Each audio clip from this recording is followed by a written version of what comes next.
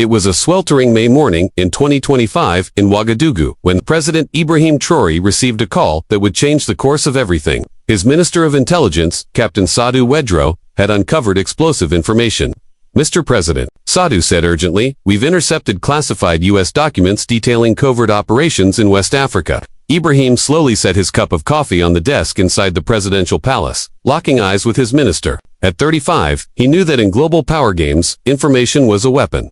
"What kind of operations?" he asked, his voice firm and controlled. Sadou laid out photographs and official documents across the polished wooden table. "These missions," he said, "orchestrated by Kash Patel of the CIA, plans to overthrow African governments that refuse to align with U.S. interests." The papers revealed everything: names, dates, financial transfers, and precise targets. One of them hit close to home, Burkina Faso. It was labeled as Operation Sahel Storm, a campaign designed to spark internal unrest and justify a future military intervention. "This is astonishing," Ibrahim murmured, scanning each detail. With intensity, "How did we get this?" he asked. "An informant inside Langley, sir. Someone with direct access to Patel's secured files." Ibrahim rose from his chair and walked to the tall windows, gazing out over the bustling capital. Outside, citizens went about their lives, blissfully unaware that their sovereignty was under threat from a foreign superpower. "Convene an emergency meeting of the National Security Council within the hour," he ordered, "and prepare for a live international broadcast this afternoon." Across the ocean, in Washington, D.C.,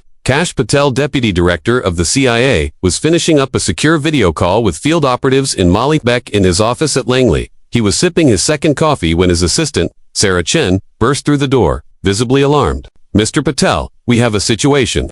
Kash, a 44-year-old veteran of covert operations, felt a chill crawl up his spine. "What kind of situation?" "Unusual activity at the presidential palace in Burkina Faso. Our contacts report that President Traoré has called an emergency cabinet meeting and is preparing an international broadcast for this afternoon." Kash set his mug down, a cold dread rising in his chest. "What kind of information do they have?"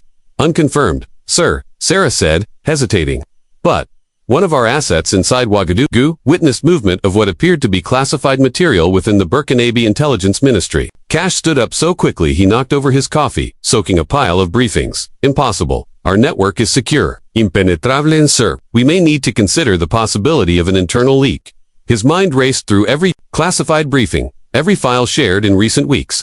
Operation Sahel Storm was top secret, restricted to only 12 individuals across the entire U.S. government. "If Traoré truly had those documents, cancel all my appointments," he snapped, "and get Director Burns on the line. Emergency meeting, 15 minutes. Back in Ouagadougou, Ibrahim was gathered with his security cabinet, poring over the intercepted intelligence. "Gentlemen," he said solemnly, "what we hold in our hands is proof that the United States has plotted to destabilize our nation. We can no longer remain silent." A heavy stillness settled over the room as the weight of the revelation sank in.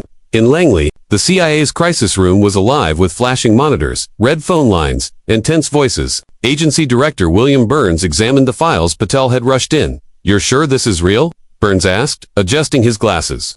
"Director," Kash said, wiping sweat from his forehead despite the cold air, "our sources confirm it. The documents match classification codes known only within our internal systems. Do we have a mole? We're investigating, but for now, the focus must be damage control. If Traoré reveals Operation Sahel Storm publicly," Burns didn't need him to finish. "If this information went live, it would spark one of the most catastrophic diplomatic crises in modern history." "When is his broadcast?" "In 3 hours, 2 p.m., Burkina Faso time." Meanwhile, in the presidential residence in Ouagadougou, Ibrahim reviewed his speech for the final time. His wife Ajara entered quietly, setting a small tray of tea beside him. "Are you sure this is the right decision?" she asked, noticing the quiet tension etched across his face. "It's not a choice," Ibrahim replied. "It's the only path left. If we don't expose this now, they will continue to manipulate our continent like puppets." Ajara sat beside him, placing a steady hand on his shoulder. "You know the Americans won't take this lightly." "I know," he said, "but the truth must come out." Just then, Communications Minister Yakuba Ouedraogo entered the room with updates. "Mr. President, we've confirmed live transmission to 47 countries. CNN, BBC, Al Jazeera, and France 24 will all carry the broadcast." Ibrahim nodded.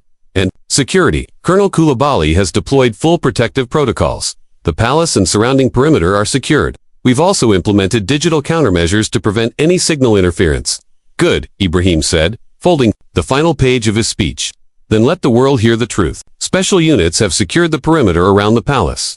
We are prepared for any contingency, Colonel Koulibaly confirmed. In Washington, panic rippled through the corridors of power. At exactly 2 o'clock p.m. Ouagadougou, Chimi 8:00 a.m. In Washington, President Ibrahim Traoré appeared live on screens around the globe. In the White House Situation Room, Kash Patel sat tensely beside President Trump and the National Security Council, watching with growing dread. Citizens of Burkina Faso, citizens of the world, Ibrahim began seated at his desk with stacks of documents visibly arranged before him. Today, I am revealing evidence of an international conspiracy against African sovereignty.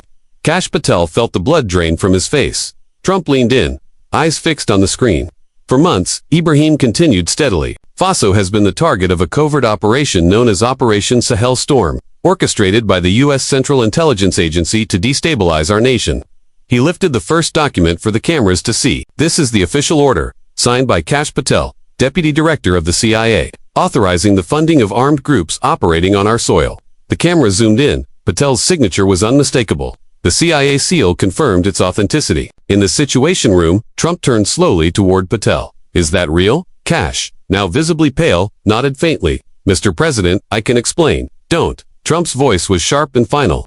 Back on screen, Ibrahim pressed forward. This next document outlines the full strategy. Create civil unrest, finance insurgents, and then justify a U.S. military intervention. He laid out more documents, pages and pages detailing wire transfers, timelines, and tactical objectives. Allocated budget, $50 million.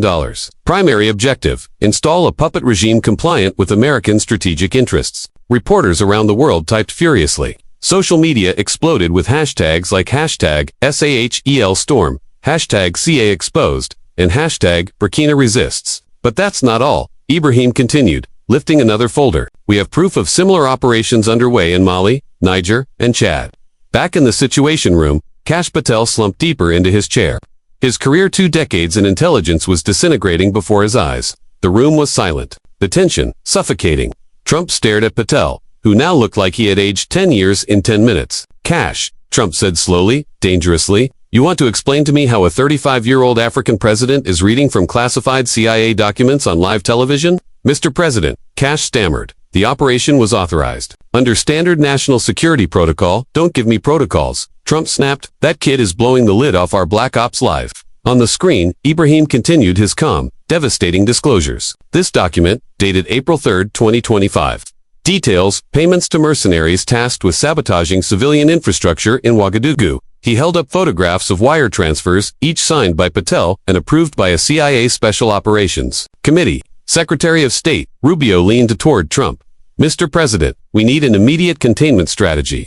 This will blow up at the UN, at NATO, everywhere. Trump pointed directly at Patel. Your containment strategy starts with this idiot resigning. Right now. Mr. President, Kash tried to argue. These operations protect long-term U.S. strategic interests, and you leave this building now, or I'll have you dragged out. In Ouagadougou, Ibrahim calmly continued. Here are internal CIA communications discussing the potential assassination of non-compliant African leaders. He displayed a printed email, zoomed in by the broadcast crew.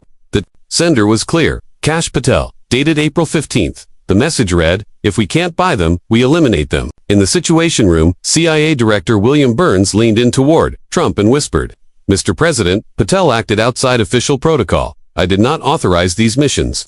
Trump spun back toward Patel. Did you go rogue? Kash, I thought, don't think, you're fired. Around the world, television viewers watched in stunned silence as a young African president dismantled decades of clandestine operations with grace and precision. His tone never wavered, measured, firm, unforgiving.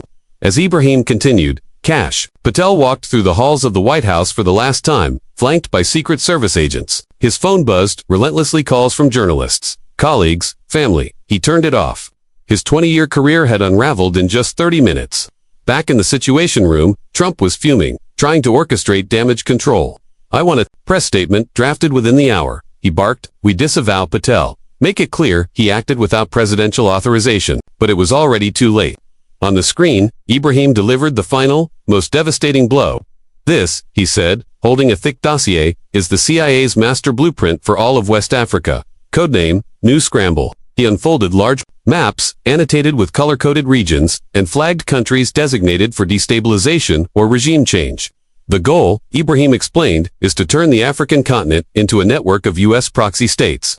According to these files, France and the United Kingdom are complicit in these covert campaigns. In Paris, President Emmanuel Macron convened an emergency meeting. In London, the British Prime Minister was doing the same. The fallout wasn't just limited to the United States, it rippled across the entire Western geopolitical architecture. In Africa, Ibrahim continued, firm and commanding, I hold in my hands 347 pages of evidence detailing how Western powers have systematically conspired to keep Africa in a state of engineered dependence. His voice rose with conviction. But today, that era ends. Social media detonated. #newscramble trended across the globe. At universities across Africa, students poured into courtyards, holding rallies and vigils in solidarity with President Ibrahim. In European capitals, African ambassadors demanded urgent meetings with heads of state, insisting on explanations. In Washington, President Trump finally shut off the television and leaned back in his chair, visibly disturbed. How many countries are going to cut ties with us over this? He asked Senator Marco Rubio. Mr. President, Rubio replied, grimly, we may be facing the worst diplomatic collapse since Watergate, if not worse. In a modest apartment in Virginia, Kash Patel sat hunched on his sofa, hands trembling as he poured himself a glass of whiskey. His world was caving in. He knew what was coming: congressional investigations, international lawsuits, perhaps even criminal indictments. His obsession with dominating African politics had not only ruined his life, it had gravely wounded the credibility of his country. Within hours of Ibrahim's broadcast, global diplomacy spiraled into chaos. At the United Nations headquarters in New York, Secretary General Antonio Guterres called an emergency session of the Security Council. In Washington, crowds gathered outside the White House, waving signs that read, "Hands off Africa" and "Justice for Traoré." Trump watched the protests from the Oval Office, fuming. The scandal Kash Patel had unleashed was metastasizing. His chief of staff entered the room, holding a fresh intelligence briefing. Mr. President, he said, grimly, the President of Ghana has just suspended all military agreements with the United States. Senegal and Nigeria are considering doing the same. On Capitol Hill, Democrats smelled blood. The Speaker of the House had already announced a formal investigation into unauthorized intelligence activities. Senator Chuck Schumer stood before the press and declared, if these allegations hold, we are witnessing one of the most reckless abuses of power in the history of American intelligence. Meanwhile, in Ouagadougou, Ibrahim Traoré was taking calls from foreign leaders. Chinese, President Xi Jinping was direct. President Traoré, in light of this Western betrayal, China is prepared to double its investments in Burkina Faso. Moments later, Vladimir Putin called Russia, offers full military and economic cooperation. You've proven that Africa needs no Western masters. In London, the Prime Minister faced a political earthquake of his own. Documents released by Ibrahim exposed the UK's cooperation in several operations targeting African states. Parliament demanded immediate clarification. In Paris, Emmanuel Macron scrambled to manage damage control. France condemns any unauthorized intelligence operations in Africa, he said at a press briefing. But it was too late. The documents had already implicated French intelligence in covert schemes. The backlash was fierce. That evening, former CIA Director John Brennan appeared on BBC's emergency broadcast. What Kash Patel executed was an illegal rogue operation, Brennan stated. He compromised decades of diplomacy in one reckless gamble. By nightfall, Kash Patel's name was trending worldwide for all the wrong reasons. On Twitter, TikTok, and international news, he had become the face of American imperial arrogance. A week after the revelations, Patel sat in his home in McLean, Virginia, now surrounded by defense attorneys and journalists camped on his front lawn. His career, his reputation, his family gone. The Department of Justice had launched a full-scale criminal probe. Congress had issued subpoenas. 3 African nations had filed extradition requests, charging Patel with crimes against their states. His wife had taken the children and left town, unable to withstand the media onslaught. On Capitol Hill, the hearings began. Representative Alexandria Ocasio-Cortez was merciless in her questioning. Mr. Patel, she said, eyes fixed on him. Did you ever stop to consider the humanitarian consequences of funding armed groups inside sovereign African nations? Kash, gaunt and exhausted, dark circles shadowing his eyes, replied in a weak voice. Representative, all of my actions were in defense of national security interests. National security, AOC interjected. You were engineering regime change in Burkina Faso. That's not defense, it's imperialism. Back in Ouagadougou, Ibrahim watched the hearings from his residence. Sipping tea, he allowed himself a rare smile. His expose had accomplished more than he had dared to. Imagine he had not only shielded his country, he had sparked a seismic shift in Africa's relationship with the West. Foreign Minister Dr. Arago entered the room, holding a fresh dossier.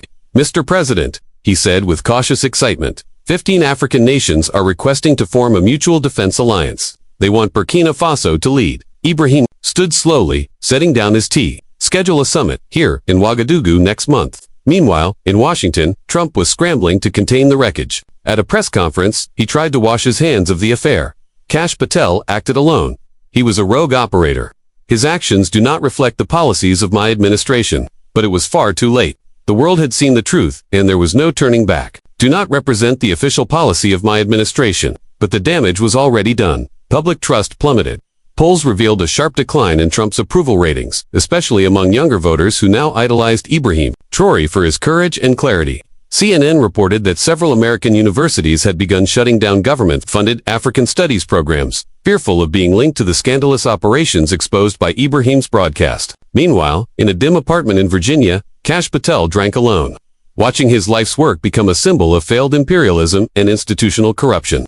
3 months after the revelation that destroyed Kash Patel's career, Ouagadougou had become the beating heart of a new African political awakening. The African Sovereignty Summit, led by Ibrahim Traoré, convened 34 African nations to design a fresh, unified framework for international diplomacy. At the Grand Ouagadougou Congress Palace, heads of states signed the historic Ouagadougou Pact, a mutual defense agreement, pledging collective resistance to foreign interference. Now hailed across the world as the visionary who exposed the West's hidden hand, President Traoré presided over the summit with undeniable authority. Standing before the assembly, he declared, "Brothers and sisters, what we revealed about Kash Patel and the CIA was only the beginning.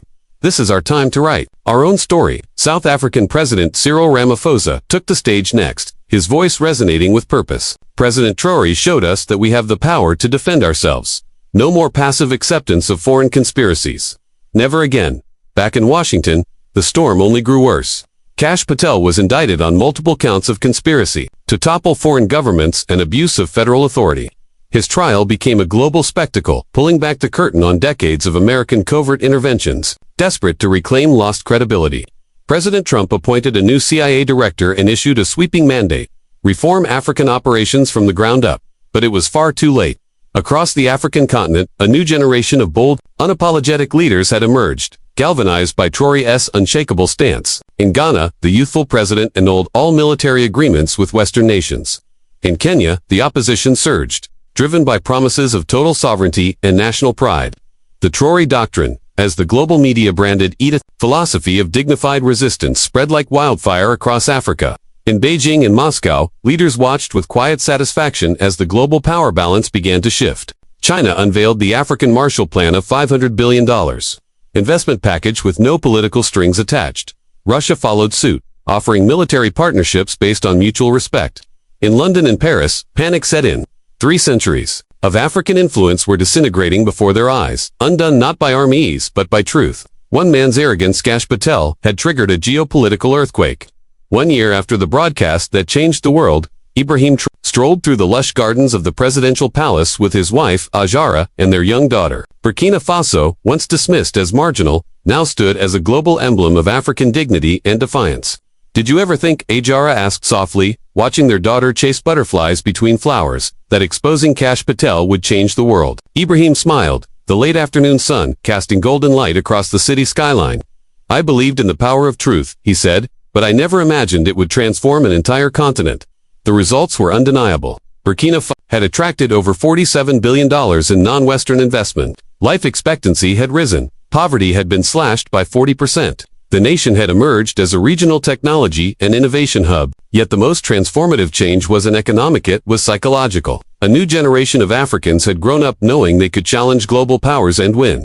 Thousands of miles away, in a federal prison in the United States, Kash Patel served a 15-year sentence for international conspiracy. His memoir, titled The Price of Hubris, became an unlikely bestseller, used in universities around the world as a cautionary tale of how not to conduct foreign policy. Trump, weakened by the scandal, lost re-election. His successor, recognizing the global fallout, implemented a new doctrine of diplomatic humility with Africa and publicly acknowledged the errors of the past at the United Nations.